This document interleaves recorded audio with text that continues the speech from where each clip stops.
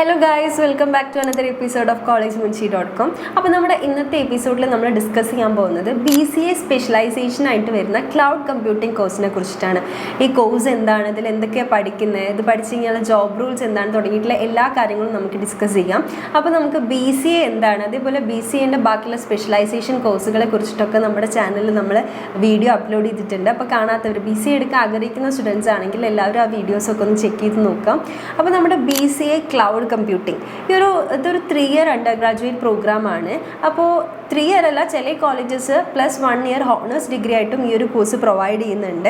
അപ്പോൾ ഈ ഒരു എന്താ പറയുക, ഫോക്കസ് ചെയ്യുന്ന BCA എന്ന് പറഞ്ഞ പ്രോഗ്രാം ക്ലൗഡ് കമ്പ്യൂട്ടിങ്ങിൽ ഫോക്കസ് ചെയ്തിട്ട് നടത്തുന്ന ഒരു പ്രോഗ്രാം, അണ്ടർ ഗ്രാജുവേറ്റ് പ്രോഗ്രാമാണ് ഈ ഒരു BCA ക്ലൗഡ് കമ്പ്യൂട്ടിംഗ് എന്ന് പറയുന്നത്. അപ്പോൾ എന്താണ് ക്ലൗഡ് കമ്പ്യൂട്ടിംഗ്? ക്ലൗഡ് കമ്പ്യൂട്ടിംഗ് നമ്മളിപ്പോൾ കുറേ കേൾക്കുന്നതാണ്, ക്ലൗഡ് കമ്പ്യൂട്ടിംഗ് പോലുള്ള ടേംസൊക്കെ ഇപ്പോൾ കുറേ ആയിട്ട് നമ്മൾ കേട്ടുകൊണ്ടിരിക്കുന്ന ടേംസാണ്. അപ്പോൾ ഇത് എന്താണെന്നുള്ളതിനെ കുറിച്ച് നമുക്ക് നോക്കാം. ക്ലൗഡ് കമ്പ്യൂട്ടിംഗ് എന്ന് പറയുന്നത് കമ്പ്യൂട്ടർ സർവീസുകൾ, അതായത് നമുക്കറിയാം സ്റ്റോറേജ്, ഡാറ്റാബേസ്, ഇപ്പോൾ നമ്മുടെ ഗൂഗിൾ ഡ്രൈവ്, ഗൂഗിൾ ഫോട്ടോസ് തുടങ്ങിയിട്ടുള്ളതിലൊക്കെ ഡാറ്റാസ് സ്റ്റോർഡ് ആണ്. അപ്പോൾ ഇങ്ങനെയുള്ള സെർവേഴ്സിനെയൊക്കെയാണ് നമ്മൾ ക്ലൗഡ് അല്ലെങ്കിൽ ക്ലൗഡ് കമ്പ്യൂട്ടിംഗ് തുടങ്ങിയിട്ടുള്ള കാര്യങ്ങളെന്ന് പറയുന്നത്.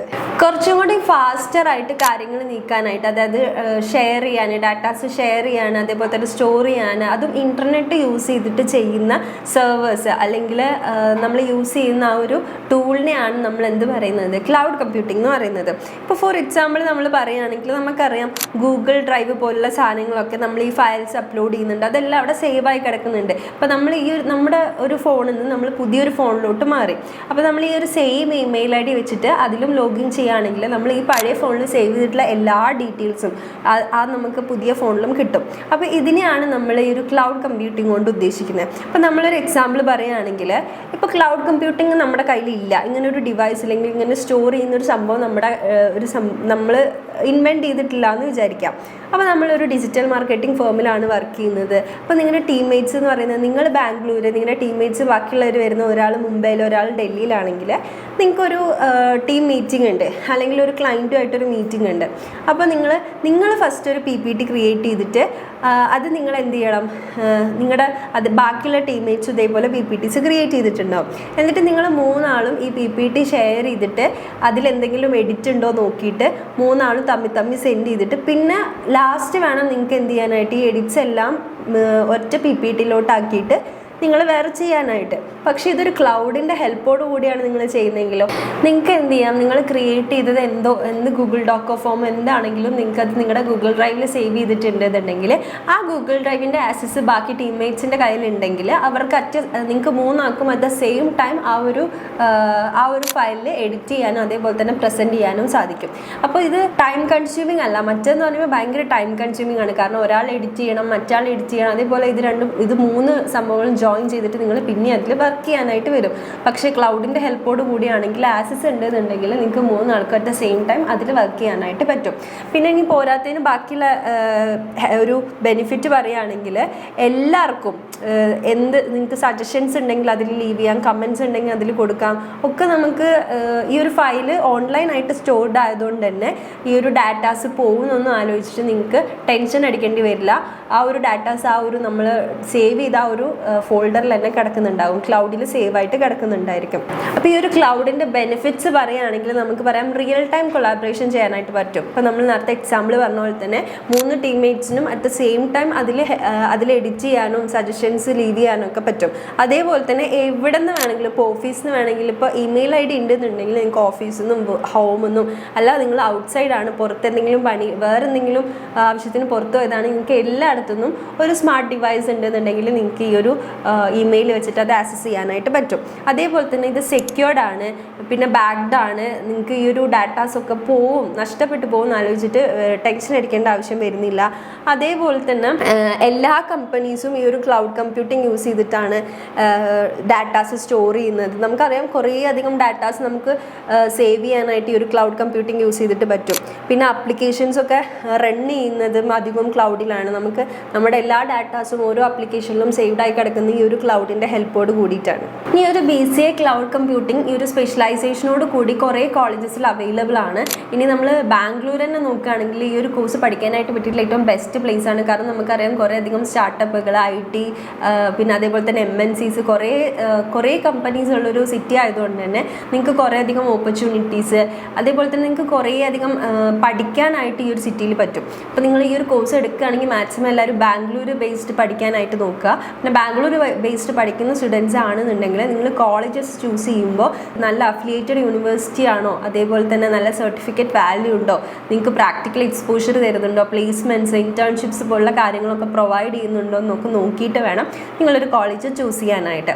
പിന്നെ അതേപോലെ തന്നെ കോളേജസിലുള്ള എലിജിബിലിറ്റി ക്രൈറ്റീരിയ എന്ന് പറയുന്നത് ഓരോ കോളേജസിലും ഡിഫറെൻ്റ് ആയിരിക്കും. ഓരോ കോളേജസിനനുസരിച്ചും എലിജിബിലിറ്റി ക്രൈറ്റീരിയ ഡിഫറെൻ്റ് ആയിരിക്കും. +2 പാസ്സായിട്ട് 50% മാർക്കുള്ള സ്റ്റുഡൻസ് ആയിരിക്കും ചില കോളേജിൽ എലിജിബിൾ. എന്നാൽ ചില കോളേജസിൽ 45%, 40% മാർക്കുള്ള സ്റ്റുഡൻസും എലിജിബിൾ ആയിരിക്കും.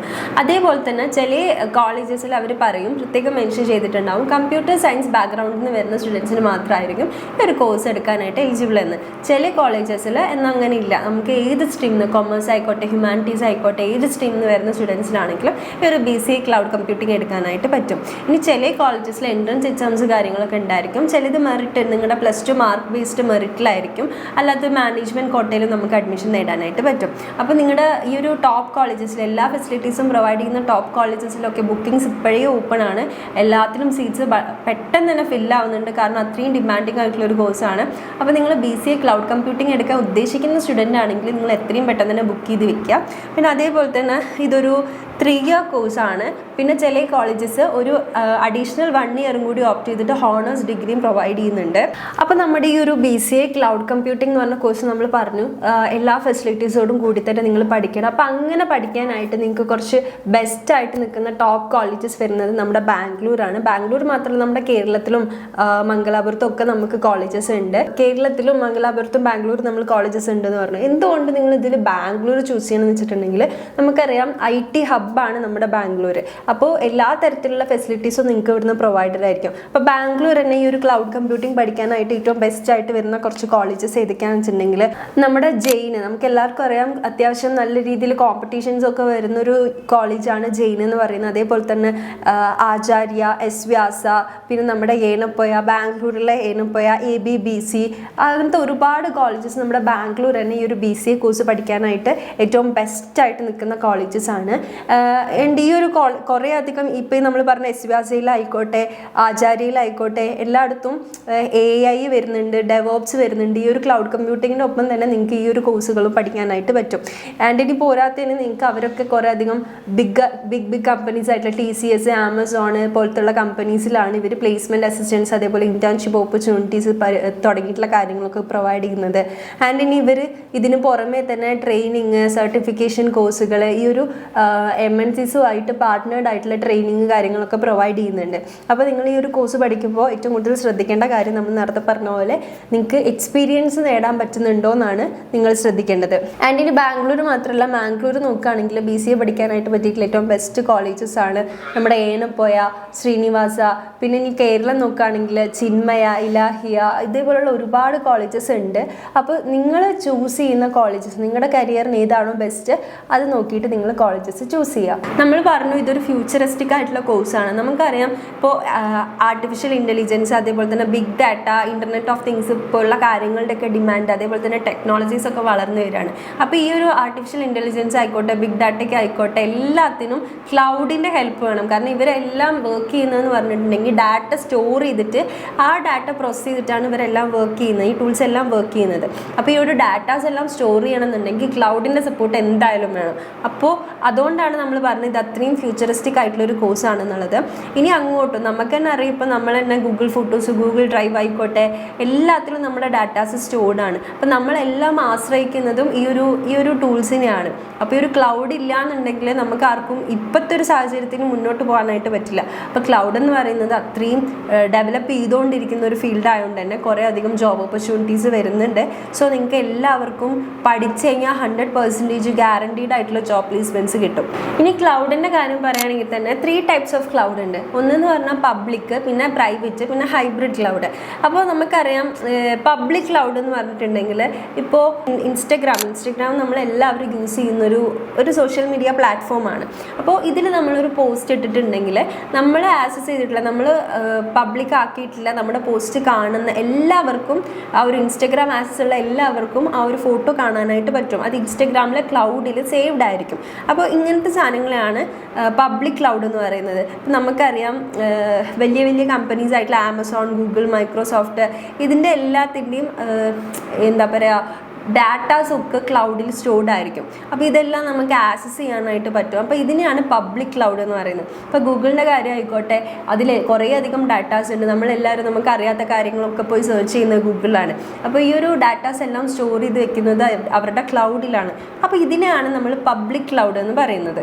ഇനി ഒരു പ്രൈവറ്റ് ക്ലൗഡ് എന്ന് പറഞ്ഞു കഴിഞ്ഞാൽ, അപ്പോൾ നമുക്കൊരു കമ്പനീൻ്റെ കേസ് എടുക്കാം. ഇപ്പോൾ ഒരു കമ്പനീൻ്റെ കേസ് ആണെങ്കിൽ അവരുടെ ഡാറ്റാസ് എല്ലാം അവർ സെക്യൂർഡ് ആയിട്ട് അവരുടെ ക്ലൗഡിൽ സേവ് ചെയ്ത് വെക്കും. ഇപ്പോൾ ഒരു ബാങ്കിൻ്റെ ആണെങ്കിൽ ബാങ്കിലുള്ള എല്ലാ ഡീറ്റെയിൽസും, ഈ ഒരു മണി ട്രാൻസാക്ഷൻ്റെ മണി എത്ര അവരുടെ കയ്യിലുണ്ട് തുടങ്ങിയിട്ടുള്ള എല്ലാ ഡീറ്റെയിൽസും അവരുടെ ക്ലൗഡിൽ സെക്യൂർഡ് ആയിട്ട് വെക്കും. അത് പബ്ലിക്കിന് ഒരിക്കലും ആക്സസ് ചെയ്യാനായിട്ട് പറ്റില്ല. നമുക്കിപ്പോൾ ഓടി ചെന്നിട്ട് ബാങ്കിൻ്റെ ഡീറ്റെയിൽസ് എടുക്കാൻ പറ്റുമോ? ഇല്ല. അതേപോലെ തന്നെ അതൊക്കെ അവരുടെ ക്ലൗഡിൽ സേവ്ഡ് ആണ്. അതിനെയാണ് നമ്മൾ പ്രൈവറ്റ് ക്ലൗഡ് എന്ന് പറയുന്നത്. ഇനി ഹൈബ്രിഡ് ക്ലൗഡ് എന്നാണെങ്കിൽ ബോത്ത് പബ്ലിക് ആൻഡ് പ്രൈവറ്റ് ആയിട്ടുള്ള ക്ലൗഡ്സിന് മിക്സഡ് ആയിരിക്കും. അതിനെയാണ് നമ്മൾ ഹൈബ്രിഡ് ക്ലൗഡ് എന്ന് പറയുന്നത്. ഇനി ഒരു ഹൈബ്രിഡ് ക്ലൗഡിന് എക്സാമ്പിളായിട്ട് നമ്മൾ പറയുകയാണെങ്കിൽ, ഇപ്പോൾ നമുക്ക് ഇൻസ്റ്റഗ്രാം തന്നെ എടുക്കുകയാണെങ്കിൽ, ഇൻസ്റ്റഗ്രാമിൽ ഇപ്പോൾ ഒരു പബ്ലിക് അക്കൗണ്ട് ആണെന്ന് തന്നെ ഇരിക്കട്ടെ.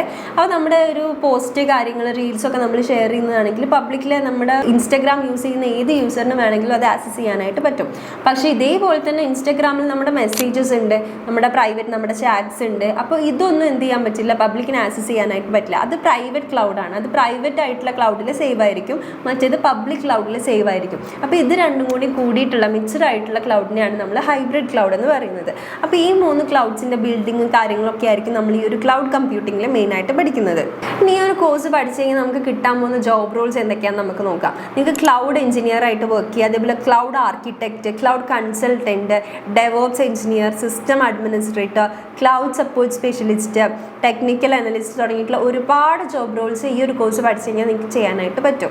ഈ ഒരു കോഴ്സ് പഠിച്ചു കഴിഞ്ഞാൽ നിങ്ങൾക്ക് ഒരുപാട് ഫീൽഡ്സിൽ നിങ്ങൾക്ക് വർക്ക് ചെയ്യാൻ പറ്റും. അതായത് IT, software, banking, health care, e-commerce, retail തുടങ്ങിയിട്ടുള്ള ഒരുപാട് ഫീൽഡിൽ നിങ്ങൾക്ക് വർക്ക് ചെയ്യാൻ പറ്റും. ഇനി അതേപോലെ തന്നെ ഈ ഒരു കോഴ്സ് പഠിച്ചു കഴിഞ്ഞാൽ ഹയർ ചെയ്യുന്ന ടോപ്പ് കമ്പനീസ് പറയുന്ന Amazon, Google, Microsoft, TCS, IBM പോലുള്ള മൾട്ടിനാഷണൽ കമ്പനീസാണ് ഈ ഒരു കോഴ്സ് പഠിച്ച ഗ്രാജുവേറ്റ്സിനെ ഹയർ ചെയ്യുന്നത്. അതും ടോപ്പ് ആയിട്ടുള്ള സാലറി പാക്കേജോട് കൂടി തന്നെ നിങ്ങൾക്ക് ജോബ് കിട്ടും.